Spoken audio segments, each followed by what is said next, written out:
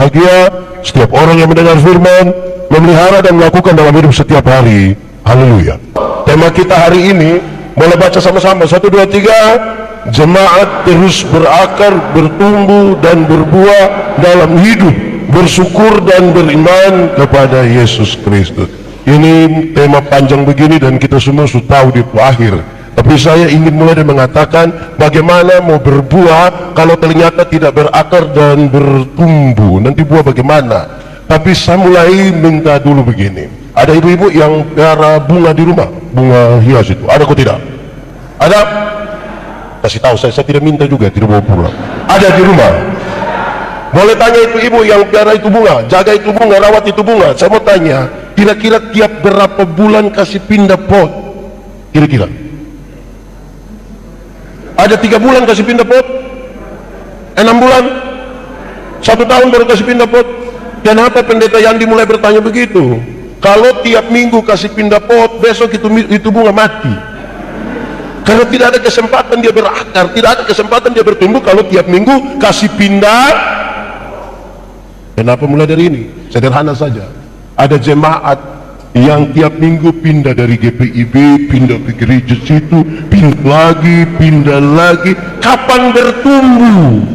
Besok dia sudah, saudara yang ngomong. Tapi di GPIB ada yang begitu. Tiap minggu pindah-pindah gereja ada. Dia ada di sini juga.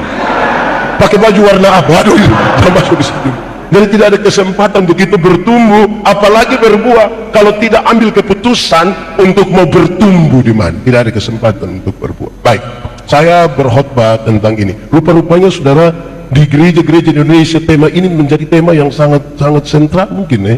Berakar, bertumbuh, berbuah. Berakar, bertumbuh, berbuah. Kenapa sih? Kekristenan itu ada 3 kelas. Berapa kelas? 1. Beragama tapi tidak beriman. Sama-sama, 1, 2, 3. Beragama tapi tidak. Untuk baptis dia subaptis, untuk sidi dia susidi, untuk penatua diaken sudah 13 periode, sudah lama, sudah terlalu lama. Beriman belum tentu. Beriman belum tentu. Kenapa? Agama itu di Indonesia diatur dalam struktur berbangsa dan bernegara. KTP harus tulis agama. Semua orang menjadi beragama. Beriman belum tentu. Amin. Di Jakarta juga begitu, di Ciputat sini begitu. Rantai salib besar, beragama belum tentu. Pendeta kenapa yakin sekali? Gampang, saya biasa berkhotbah dan tanya orang begini, kita takut setan atau setan takut kita? Boleh jawab, kita takut setan atau setan takut kita? Yakin setan takut kita? Saya lihat saudara-saudara makin menurun. Yakin setan takut kita? Atau kita dari setan bakas takut? Kerinduan kita setan takut kita, kenyataan membuktikan kita takut setan. Saya tidak tahu saudara-saudara di sini, kami ini masih besar dalam sebuah kebiasaan. Kalau keluar rumah, sementara di jalan tiba-tiba rasa BAB. Bikin apa? Ambil batu berapa? Ambil batu berapa? Taruh di mana? Yakin nanti dia tidak apa-apa. Saudara bayangkan yang sudah mengaku beriman saja masih begini. Kalau memang batu 3 menyelesaikan masalah, untuk apa ada toilet di gereja?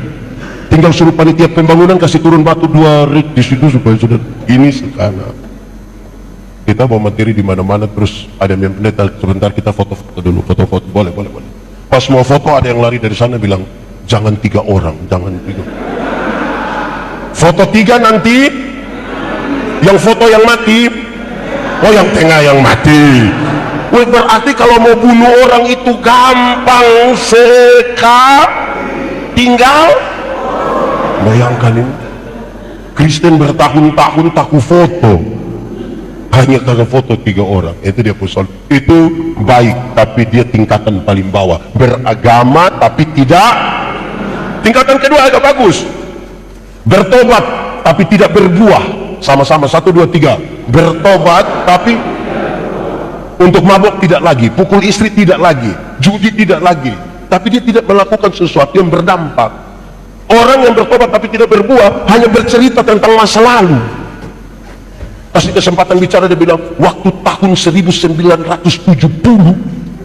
Di satu tempat dia ulang lagi, waktu tahun 1970. Di satu tempat dia ulang lagi, waktu tahun 1970. Satu saat dia baru berdiri, orang-orang baku korek bilang 1970. Hidup hanya untuk masa lalu dan bukan untuk masa depan. Nah, ketiga ini yang paling tinggi dalam kaitan dengan tema ini. Kelas yang paling tinggi dalam kekristenan adalah berbuah. Sama-sama 1, 2, 3. Berbuah. Dalam hal inilah Bapakku dipermuliakan, yaitu jika kamu berbuah banyak dan buahmu itu tetap, supaya apa yang kamu minta kepada Bapa dalam namaku diberikannya kepadamu. Pertanyaannya tadi gampang. Kalau buah itu menjadi catatan, pertanyaannya begini: berbuah bagi Tuhan gampang atau susah? Kenapa suara hilang? Orang di sini pendiam-pendiam semua. Berbuah bagi Tuhan gampang atau susah? Yang di luar, berbuah bagi Tuhan gampang atau susah? Yang di dalam, berbuah bagi Tuhan gampang atau susah? Susah atau gampang? Gampang atau susah? Gampang. Berbuah bagi Tuhan gampang saja. Ranting yang melekat pada pohonnya, buah keluar dengan sendirinya tanpa disuruh. Amin. Saudara pernah lihat pohon mangga? Tidak pernah lihat? Pernah lihat pohon mangga berbuah? Pernah lihat orang Ciputat marah pohon mangga supaya berbuah? Berbuah, pernah? Ranting yang melekat pada pohonnya, buah keluar dengan sendirinya tanpa disuruh. Banyak orang rindu berbuah tapi tidak melekat kepada pohon. Akhirnya dia punya buah ada tapi buah plastik. Pernah lihat jeruk plastik? Pernah? Pisang plastik? Alpukat plastik? Enak? Pernah rasa? Anak sekolah minggu saja tahu 3, 4. Yesus pokok dan tinggallah di dalam. Lebih kuat. Yesus pokok dan tinggallah di dalam. Lebih kuat lagi. Yesus pokok dan tinggallah di dalamnya. Pasti apa? Pastilah kau akan berbuah. Itu anak sekolah minggu tahu itu. Yang SD, yang SMP saja tahu. Yang masih sekolah angkat tangan. Oh, Om Pendeta pikir suruh libur. Oh, anak SD, SMP tahu pada tanaman, bagian tanaman yang mencari makanan dia punya nama. Dari akar dia kirim kemana? Ke daun lewat. Di daun ada proses apa? Setelah jadi sari makanan dikirim ke ranting, buah keluar dengan sendirinya tanpa disuruh. Itu anak sekolah juga tahu. Hari ini saya bertanya pada saudara, berbuah bagi Tuhan gampang atau susah? Saya baru bilang gampang-gampang susah. Itu tidak ada jawaban. Jawabannya berbuah bagi Tuhan ya gampang saja, karena ranting yang melekat pada pohonnya berbuah tanpa disuruh. Jemaat, di sini tidak ada jemaat. Sudah mati semua ini jemaat. Jemaat, bagaimana orang tahu bahwa ada buah? Bagaimana saudara tahu bahwa di pendeta Yandi itu ada buah, pada kita ada buah? Gampang saja, lihat apa yang dihasilkan dan dengan baik dikisahkan dalam teks tadi. Pembacaan tadi kasih tahu. Tetapi buah roh, satu ialah apa? Apa? Jemaat di Batra Iman ini kasih mantap. Wih, saya lihat saudara merenungkan lama ini. Memang ini tema pas ini.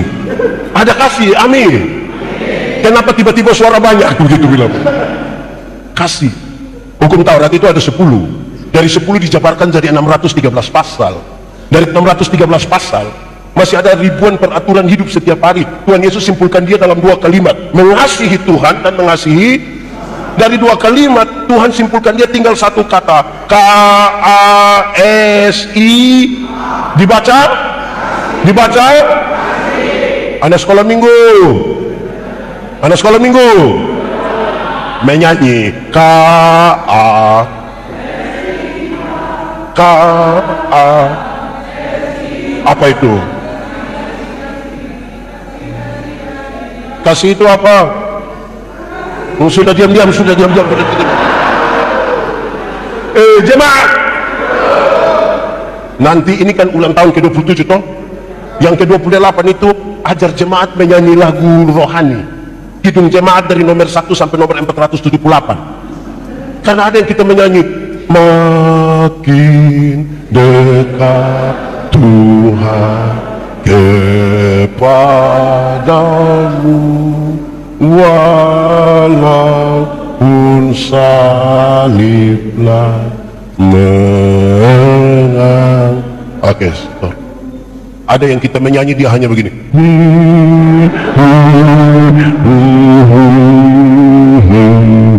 pura-pura rohani, padahal tidak tahu.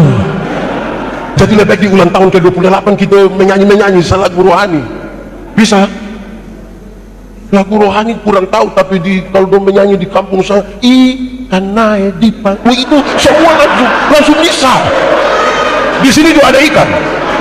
Nah di meja ikan apa itu? Ikan mujair mungkin. Oke. Tetapi buah roh ialah satu apa? Satu apa? Oke, jemaat hafal ikut yang pendeta omong. Kasih ialah kebaikan, tidak terpatahkan oleh apapun, tidak akan berubah menjadi kebencian. Ulang.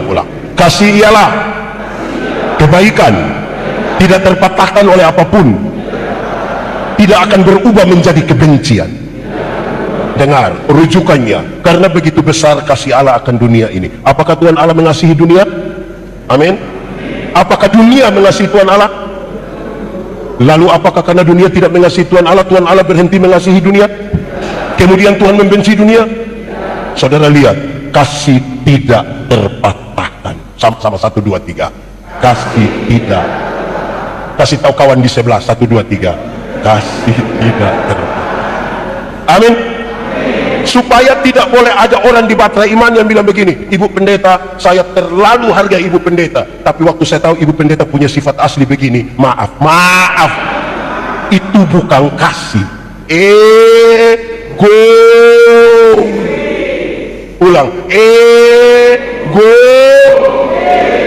Di Batra Iman ini ada yang egois, ada juga. Laki-laki atau perempuan? Laki-laki atau perempuan? Dua-dua orang majelis. Jemaat yang bisa konfirmasi ini ibu-ibu tentang kasih yang tidak terpatahkan. Itu ibu-ibu. Ibu-ibu melahirkan itu sakit atau tidak? Terlalu sakit. Melahirkan normal atau abnormal tetap sakit. Sesar itu abnormal tuh. Waktu ibu-ibu sakit melahirkan, itu suami saja tidak tolong.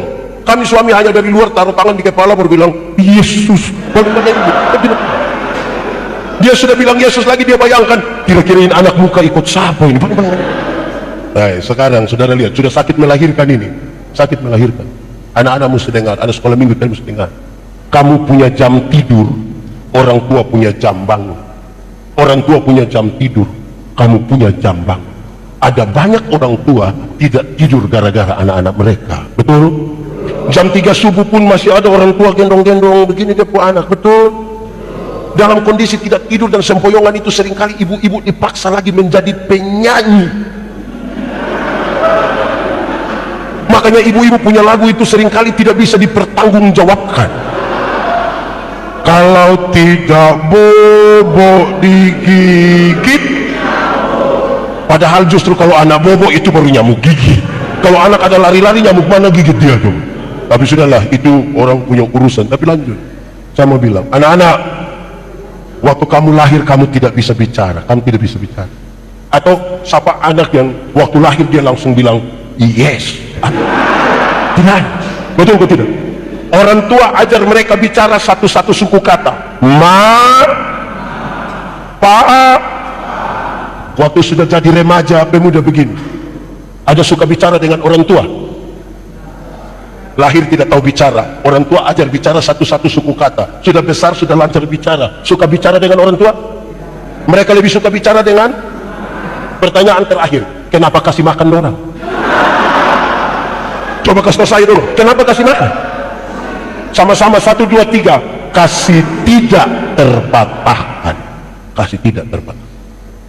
Anak-anak, Kamu tidak usah takut, pendeta tidak bunuh kamu.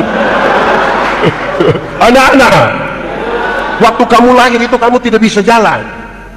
Atau siapa punya anak lahir yang lahir langsung ada begitu? Tidak ada. Orang tua ajar kamu jalan satu-satu langkah sambil pegang di tangan baru mulai. Sekarang mereka sudah jadi remaja, jadi pemuda. Suka jalan dengan orang tua? Ada suka jalan dengan orang tua? Mereka lebih suka jalan dengan... Pertanyaan terakhir, siapa suruh kasih makan orang? Apa yang buat? Coba sama-sama 1, 2, 3. Kasih tidak terpatahkan. Kasih tau kawan di sebelah, kasih tau kawan di sebelah. 1, 2, 3. Kasih tidak.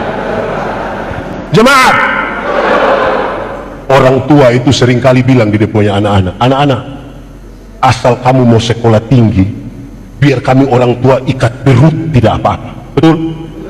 Orang tua kalau sampai omong ikat perut itu bukan berarti orang mau pakai stagen, tapi orang utang demi anak-anak mereka. Betul kok tidak? Orang tua itu kadang-kadang bilang begini, anak-anak, busuk-busuk juga kamu itu kita punya anak. Pernah dengar itu kalimat? Busuk-busuk juga kamu kita punya. Sudah ada yang pernah tanya orang tua bilang kenapa bilang kita busuk? Jemaat, orang tua bisa besarkan kita 5 orang, tapi tidak pernah titip kita di mana-mana. Tapi anak 5 yang sudah sukses bisa sepakat titip orang tua di panti jompo. Ada yang sudah titip atau rencana titip batal sudah. Batal. Karena hari ini kita titip orang, besok-besok kita punya anak-anak titip kembali kita. Hidup ini hanya tukar sapa titip sapa. Kalau kamu tidak mau orang perbuat kepadamu, jangan perbuat itu kepada orang lain. Orang tua bisa besarkan kita 5 orang, tapi 5 orang yang sudah sukses belum tentu bisa urus 1 orang tua. Belum tentu. Betul? Ada yang orang tua masih hidup, ada telepon tiap hari. Kita menyanyi dong, kita menyanyi dong. Ini lagu dunia tapi kita menyanyi di ibadah saja, tidak izin ibu, kita menyanyi di ibadah. Kasih ibu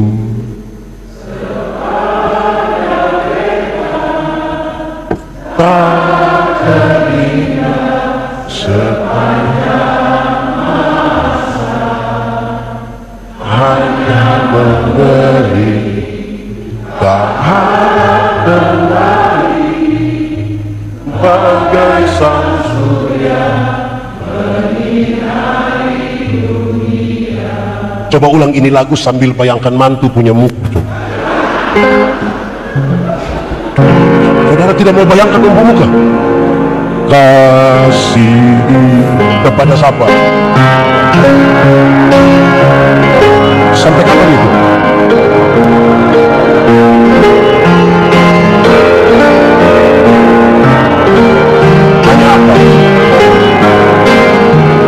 Harap kembali ke kita. Seperti apa itu?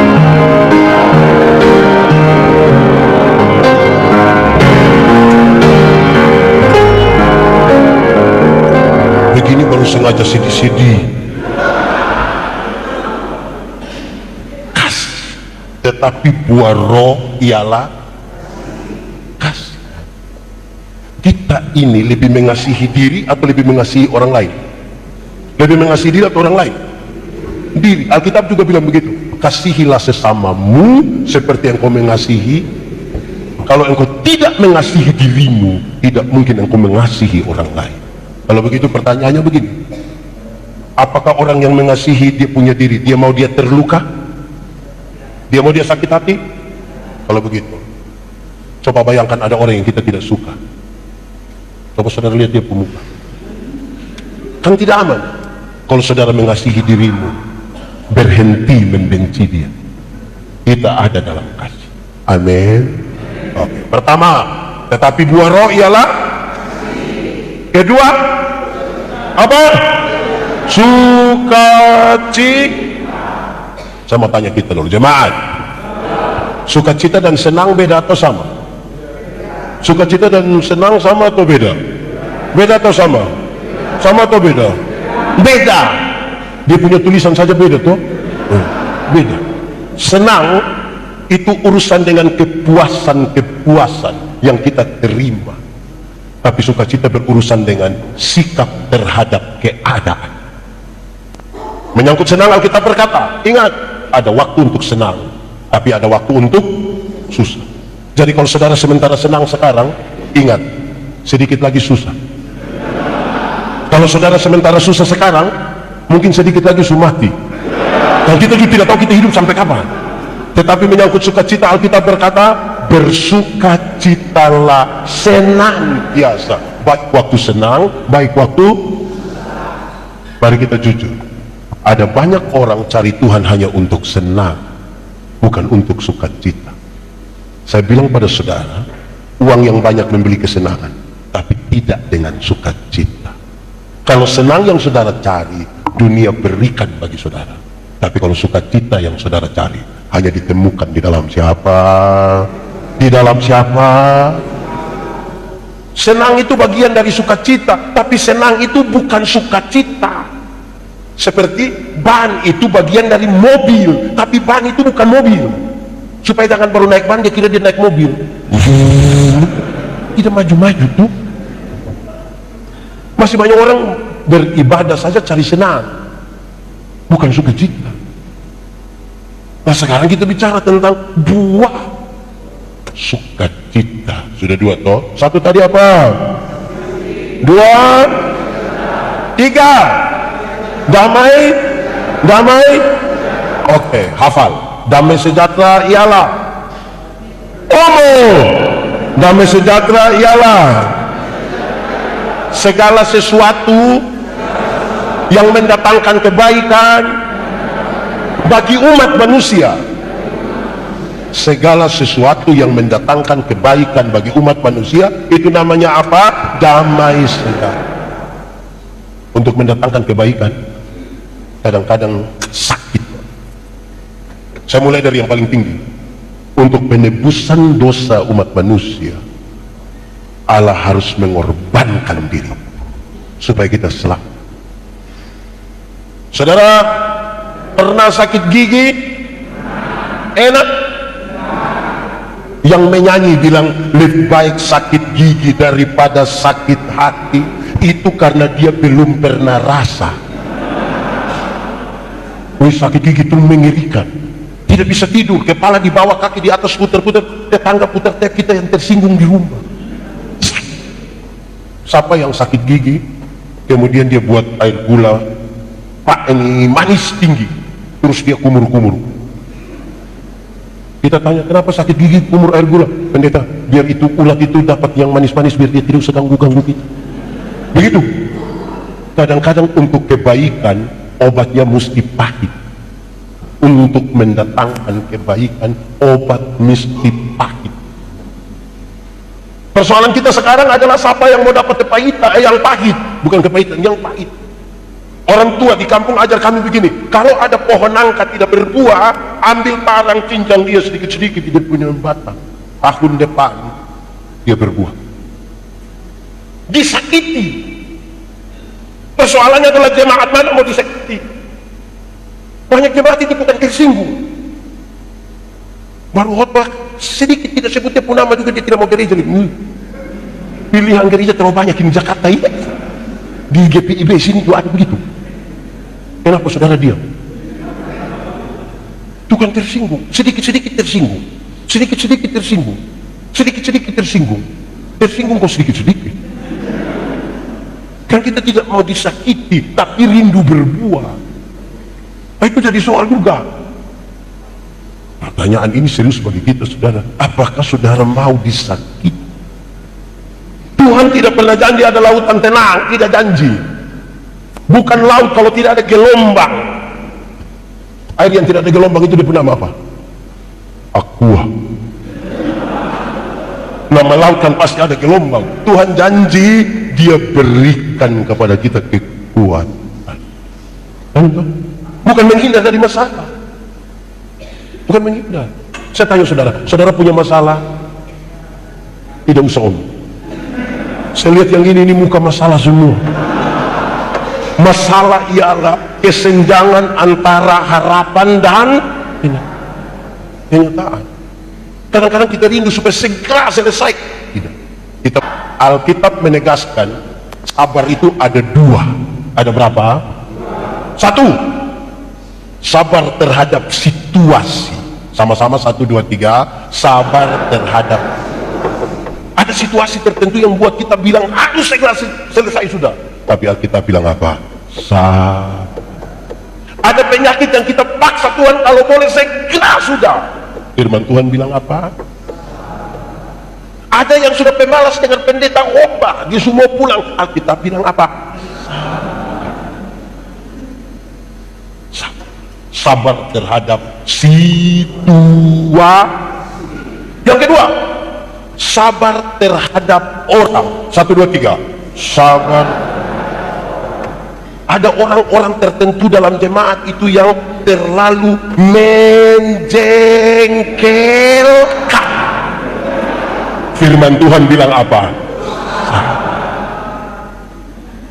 Ada penatua yang terlalu menjengkel. Firman Tuhan bilang ada suami yang terlalu menjengkel. Alkitab bilang apa? Ada istri yang terlalu menjengkel. Ada juga. Itu istri yang ada di sini. Firman Tuhan bilang apa? Ada teman yang duduk di kita punya sebelah terlalu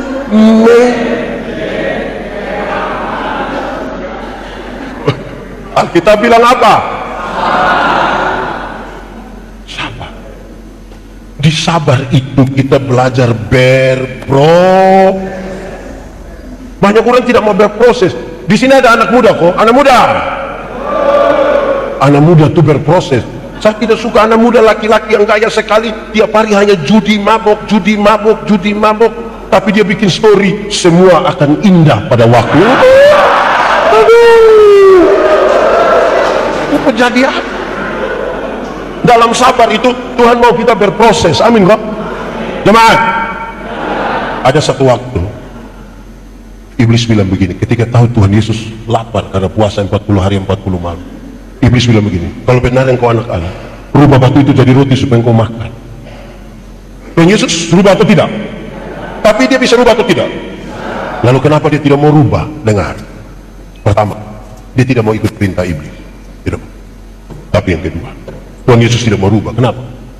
Masa mau makan roti saja pakai mujizat? Berproses sedikit. Kalau bikin roti pakai mujizat tiap hari di toko bakery itu mujizat terus. Mujizat roti tawar lah, roti mana? Ada bagian yang bagian kita, selebihnya itu bagian Tuhan. Butuh kesabaran, walaupun itu menjengkel.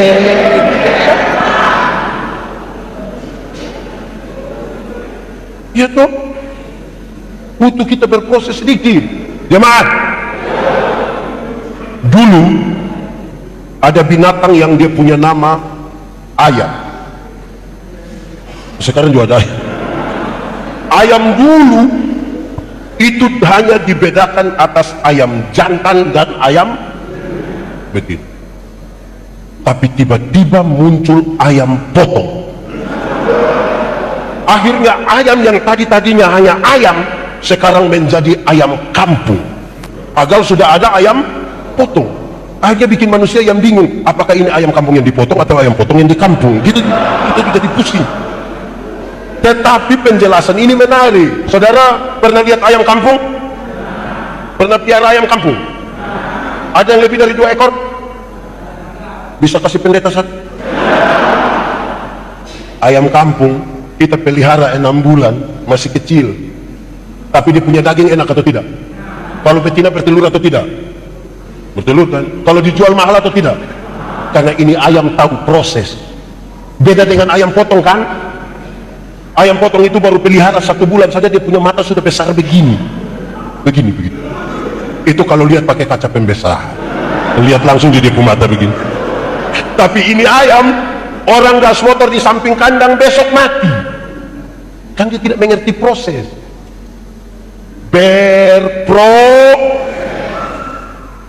proses untuk kita bikin ada konektivitas antara apa yang kita imani, apa yang kita pikirkan, apa yang kita ucapkan, apa yang kita lakukan.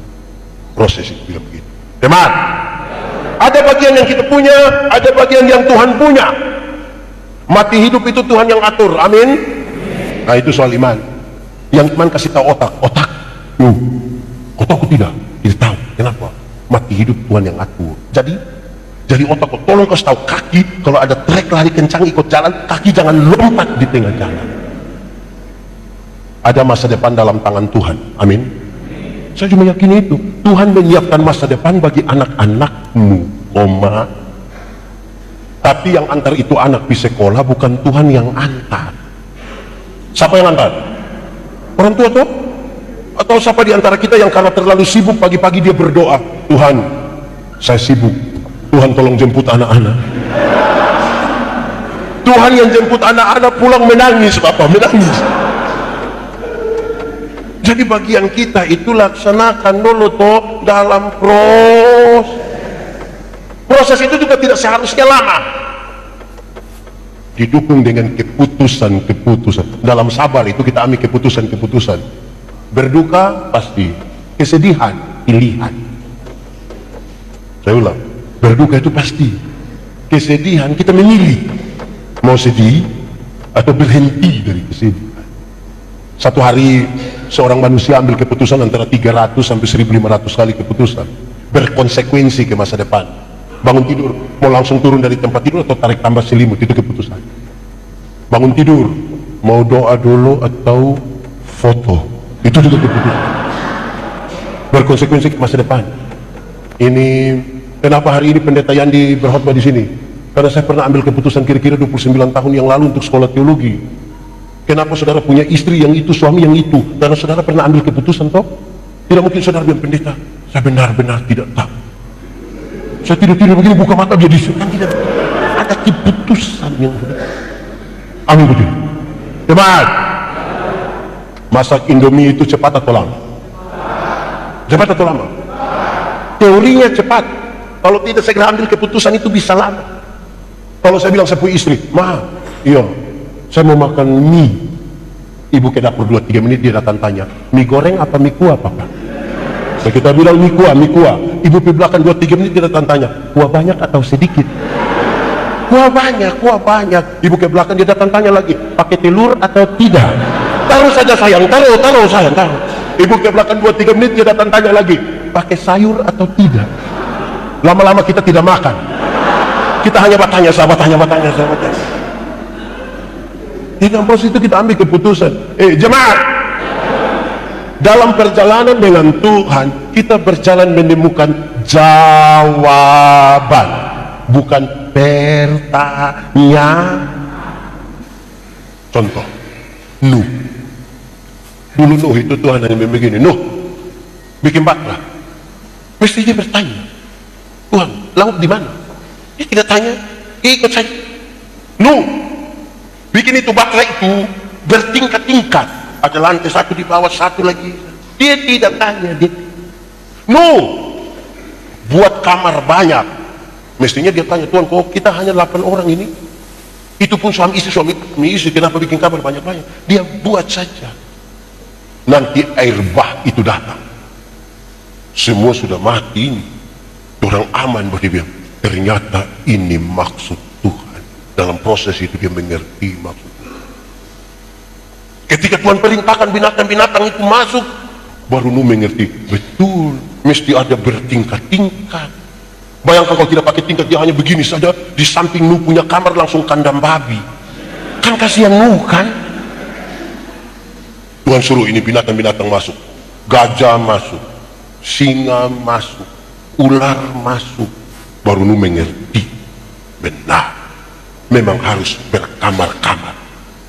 Bayangkan kalau Nuh satu kamar dengan lebah, itu dia keluar data, dia subangka-bangka. Jadi maksud Tuhan itu dalam proses kita temukan. Banyak orang sudah tidak mau berproses. Hari ini banyak orang sudah tidak mau berdoa. Berdoa itu terlalu lama. Lebih baik langsung cari di Google kah, di apakah. Hari ini terlalu lama berdoa menunggu jawaban. Duh, Ada separuh bilang, saya pendeta, kita berdoa juga sama saja.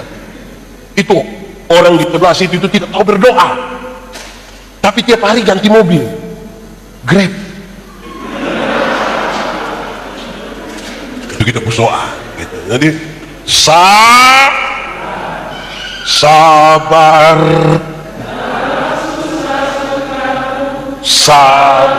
apa? Sabar, apa? Berikulah. Dalam kesabaran itu Tuhan bilang begini, jangan takut. Sama-sama 1, 2, 3. Ada proses, tapi jangan takut. Itu berita Injil, pembebasan. Injil itu pembebasan. Dulu itu sebelum Yesus datang kita baca, celakalah.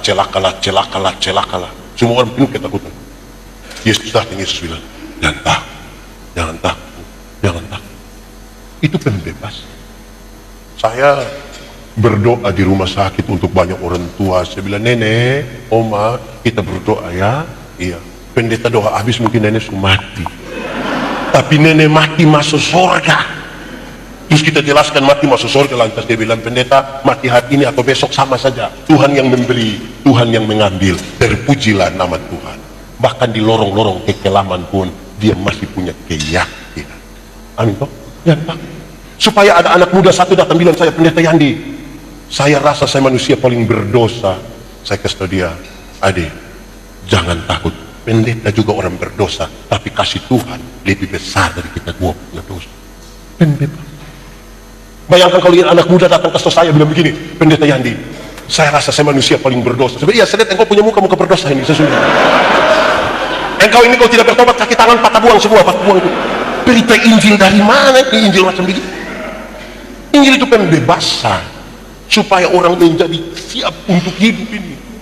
Bukan bikin takut. Masih banyak orang Kristen suka bikin takut orang. Masih banyak gereja suka bikin takut orang. Menjelang Paskah itu orang putar film-film neraka di kampung-kampung. Orang nonton film neraka terus sampai, pendeta, neraka. Saya bilang, saya tidak pusing dari neraka. Ya, minimal pendeta mesti tahu. Saya tidak tahu itu tidak apa-apa. Kenapa? Kalau saya masuk surga, bukan karena ketakutan hukuman di neraka. Saya masuk surga karena Tuhan Yesus mati bagi saya. Bukan bikin takut. Di sini ada biasa bikin takut. Yang biasa bikin takut itu setan. Dan Tuhan itu dia bilang, jangan takut. Jangan takut itu bukan kehilangan rasa takut. Jangan takut itu dia bilang, dalam proses ini sabar saja. Kamu melewati perjalanan itu bersama dengan Tuhan. Tidak ada masalah tidak terselesaikan dalam perjalanan bersama dengan Tuhan. Baru tahun berapa itu orang buka mall satu di Kupang. Ada itu tangga berjalan, itu dia nama apa? Nah itu sudah. Kita bawa tangga dari kampung datang. Ini tangga kan ada jalan-jalan, kita tangga naik. Dia bilang, terus kalau dia tidak mau kita buat apa? Satu, kasih contoh kan, santai begini.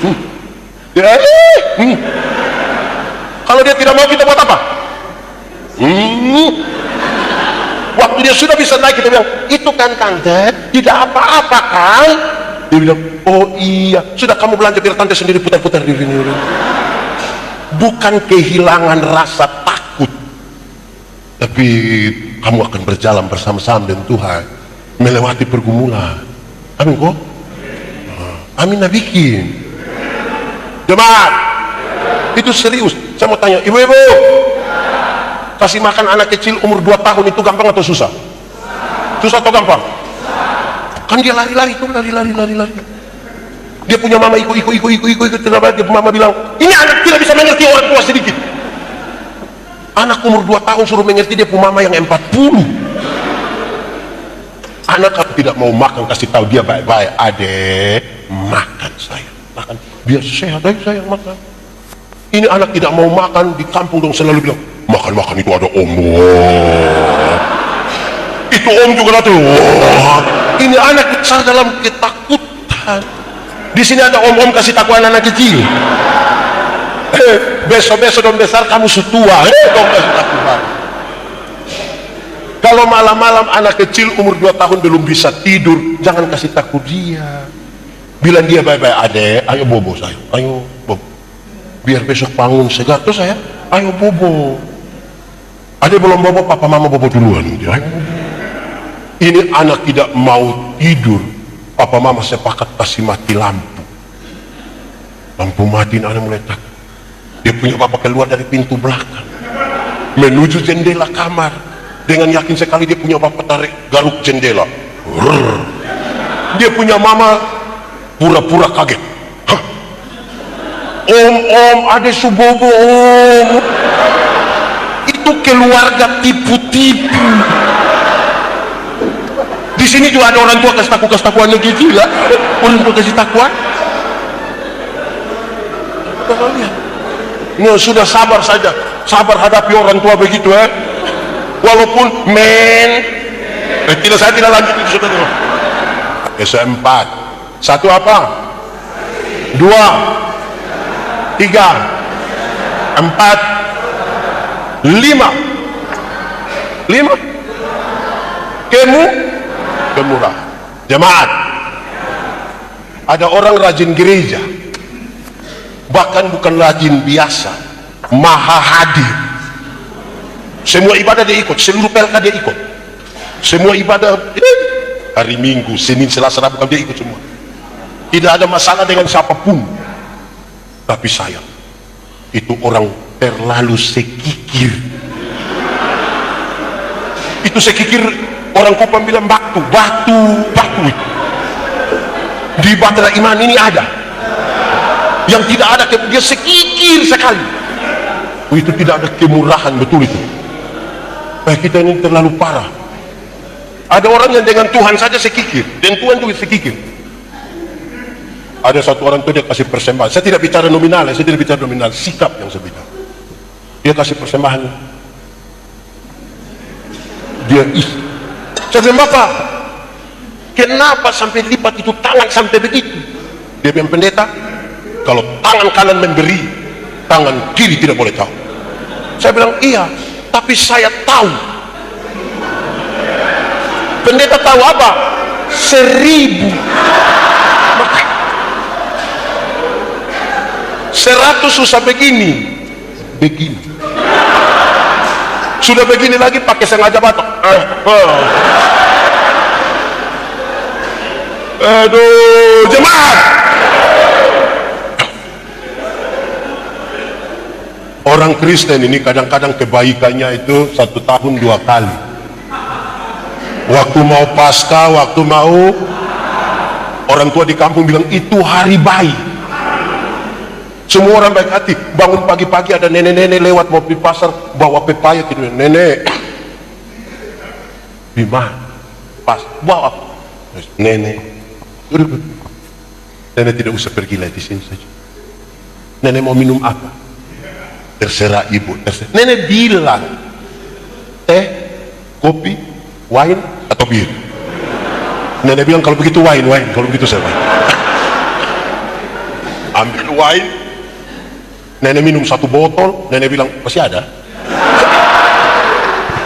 Oh ada setengah tadi malam papa punya dia bilang, nenek hari baik ini ada gula, beras, kopi, susu, minyak goreng. Nenek ini bayar nenek punya pepaya sudah Nenek tinggal di mana? Nenek tinggal di mana? Dia sebut 5 km dari rumah kita. Pulang dengan apa? Saya jalan kaki. Jangan. Grab. 3 hari kemudian itu nenek datang kembali.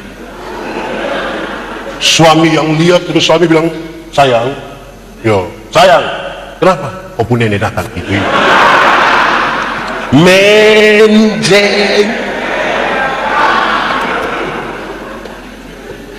Tapi bermurah hatilah sedikit. Murah hati sedikit. Kita ini, tadi kami bercerita dengan pendeta di ruang rapat itu. Waktu kita cerita, begini, kami pendeta ini, Tuhan pelihara.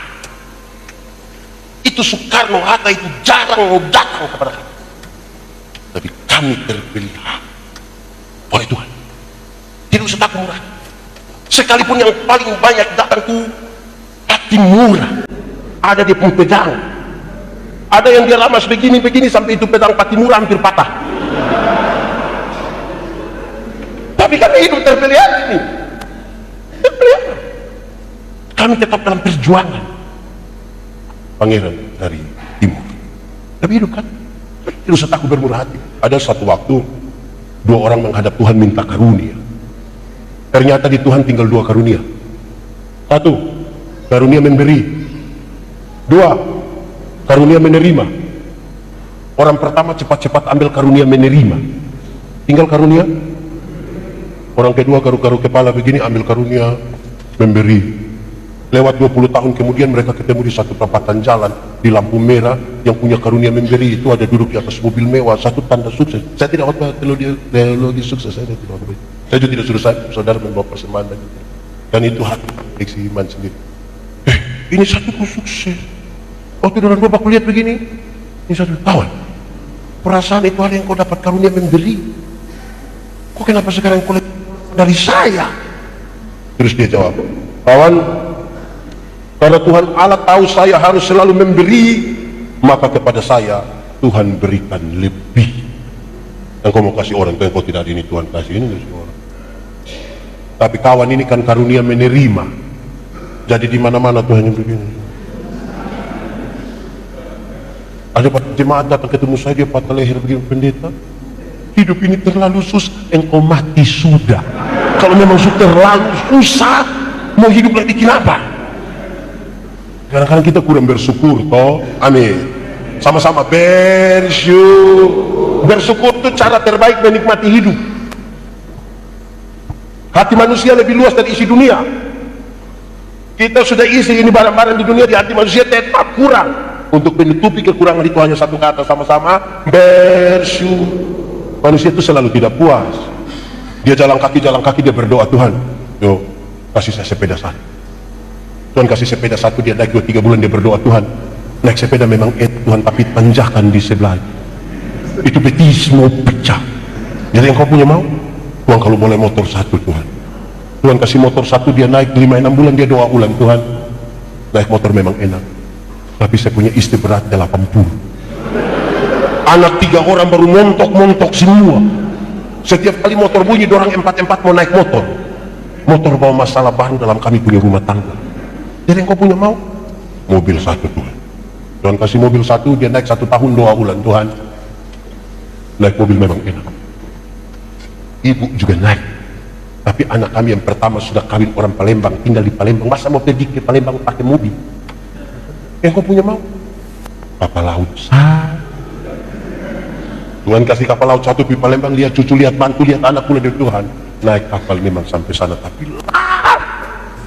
lalu yang kau punya mau, helikopter satu pula. Kita selalu tidak puas dengan yang Tuhan berikan. Satu kata sama-sama, bersyukur. Bersyukur itu apa, pendeta?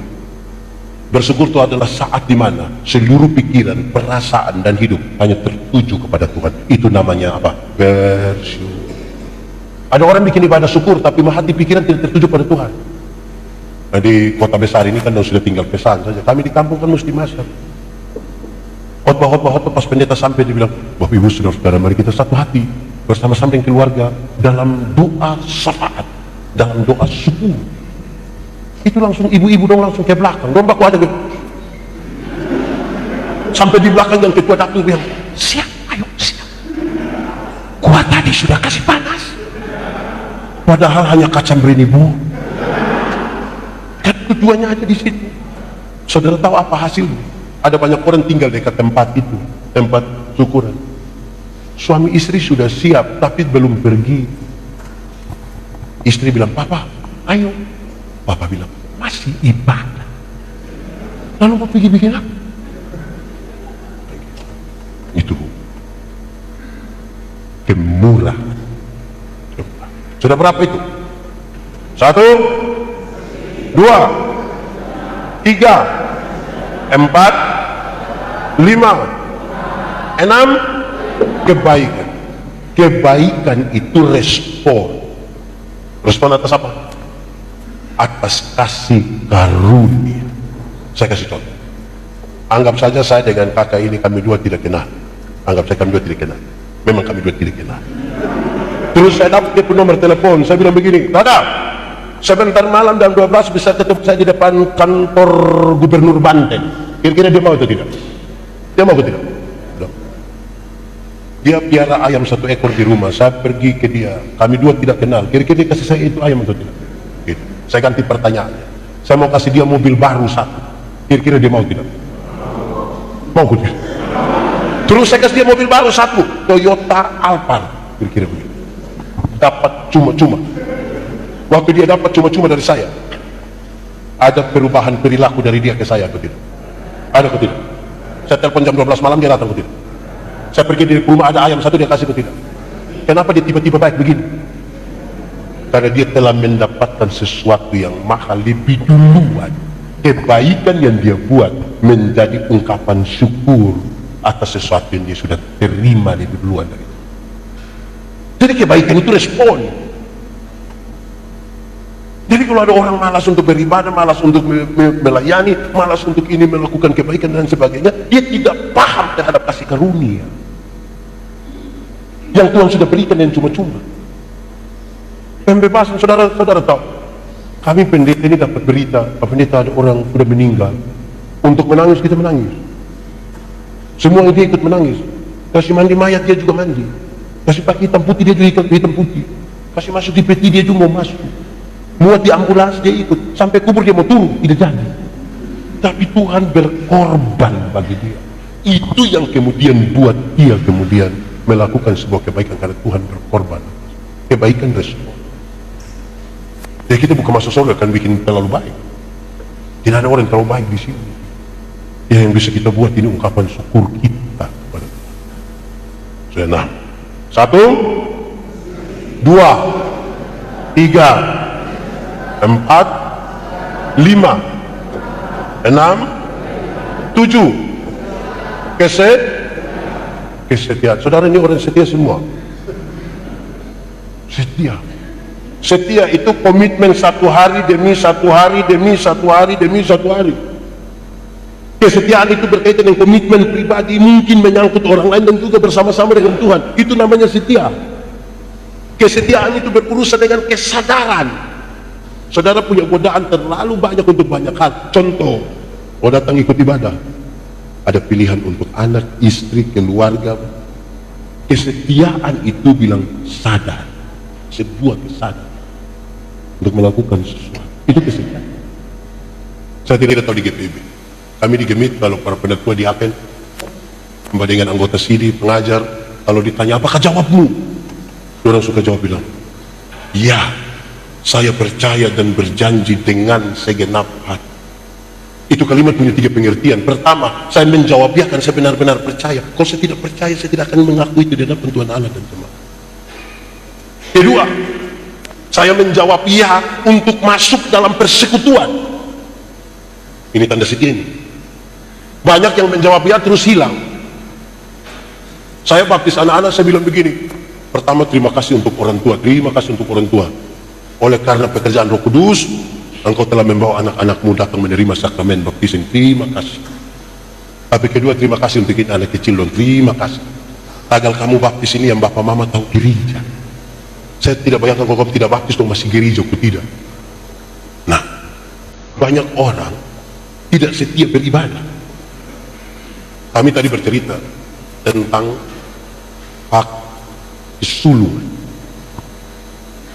Salah satu yang menjadi perhatian utama dari hak kesulungan adalah mereka dipanggil untuk beribadah kepada Tuhan. Jadi ibadah itu hak, bukan kewajiban. Keluarlah dan pergi beribadah. Kamu punya hak membangun relasi. Nah, hari ini kita masih melihat ibadah kewajiban,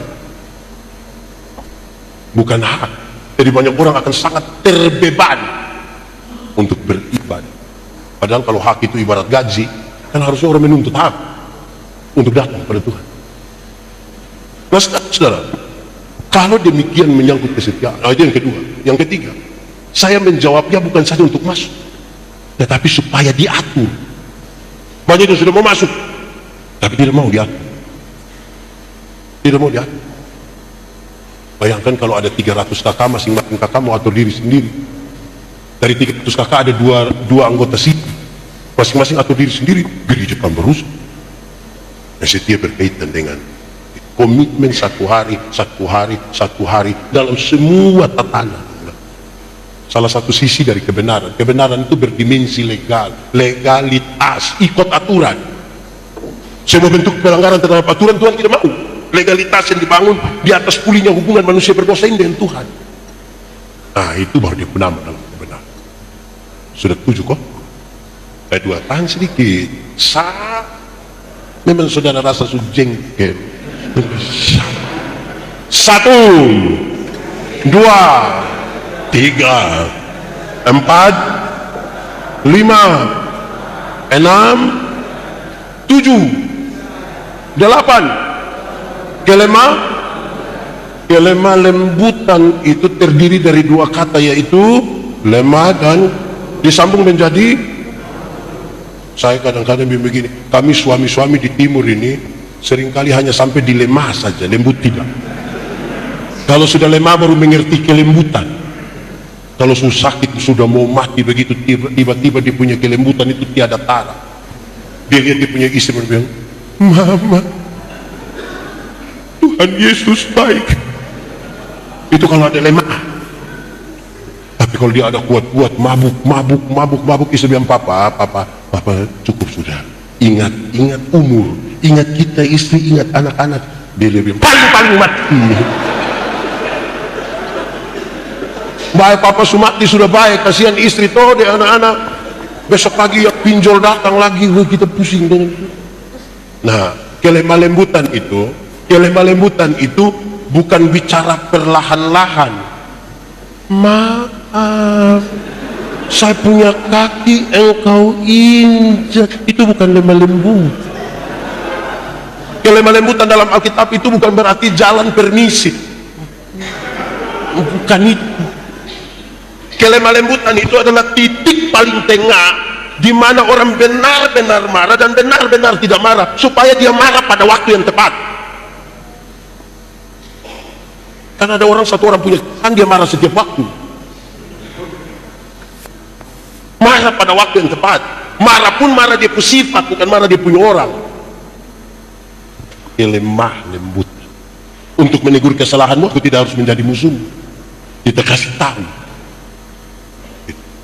Dalam kelemah lembutan, pada tempatnya, pada waktunya, dengan cara yang benar.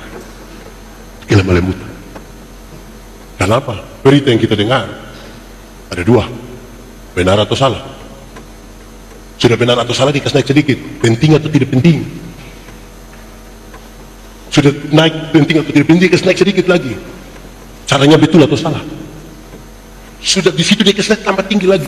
Menguntungkan siapa di situ? Menguntungkan saya atau menguntungkan persekutuan? Supaya sebentar kita bisa pakai ini untuk memainkannya dengan tadi yang saya sebut dengan kelemah lembutan, pada waktunya tepat, cara tepat, dengan sesuatu yang benar. Itu kelemah lembutan, menjelaskan begitu yang Alkitab bilang. Saudara, supaya kalau ada orang malas, kita marah di pemalas toh. Kami alami di kampung ini, kalau ada orang malas dia datang bilang, pendeta, saya tidak suka lihat yang kau punya muka. Saya itu marah di pusat. Saudara bayangkan kalau suami istri bertengkar, baru tiap hari kita usir, tidak suka lihat dia punya muka. Wih, kapan kita hidup lagi? Sudah 8. Ke 9 sekarang terakhir. 1 tadi apa? 2, 3, 4, 5, 6, 7, 8, 9. Orang yang kuasai diri, orang yang tahu tujuannya mau kemana. Tujuannya mau kemana. Contoh, kalau saya dari sini keluar mau pergi ke kantor lurah, ada pilihan di situ, serong kiri atau, oleh karena saya tahu saya mau ke kantor lurah, saya ambil jalur yang menuju ke situ. Sampai sana ada perapatan lagi, ada teman panggil, sini dulu, saya mau ke kantor. Itu kuasai diri, dia tahu tujuan kemana. Dalam tujuan itu kita mengelola sejumlah hal. Contoh, saya dengan adik ini, kami dua mau perang ini. Kami dua mau perang lawan musuh dari sana. Kami pegang senjata. Kami dua merayap dari satu bangku ke bangku yang lain, satu bangku, satu bangku. Musuh juga merayap dari sana, satu bangku, satu bangku.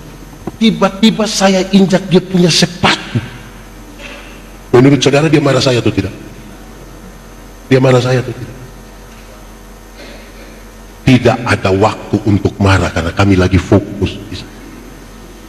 Coba bayangkan kalau tidak ada musuh, kami dua pegang senjata, baru tiba-tiba saya muat kaki di dia punya sepatu. Minimal dia akan bilang, kau tidak ada mata. Orang yang fokus pada tujuan, tidak ada kesempatan bagi dia untuk iri hati, untuk bertengkar, untuk marah-marah, untuk banyak hal yang tidak penting bagi perjalanan menuju tujuan. Nah itu serius. Supaya kita bisa ukur, kita ini percaya diri atau tidak. Dari ke-9 hal ini saya ingin menyimpulkan paling tidak 2 hal kaitan dengan ulang tahun ke-27. Saudara lihat, dari kasih sampai apa tadi, penguasaan diri, itu ibarat mangga, kulit, daging, biji jadi satu. Dia punya nama mangga. Tidak mungkin ada mangga yang orang sangat heran, ini mangga terlalu luar biasa pendeta, dia punya kulit di sini, daging di situ, biji di situ. Itu mangga gila. Dia satu dengan 9 unsur yang membuat dia menjadi satu.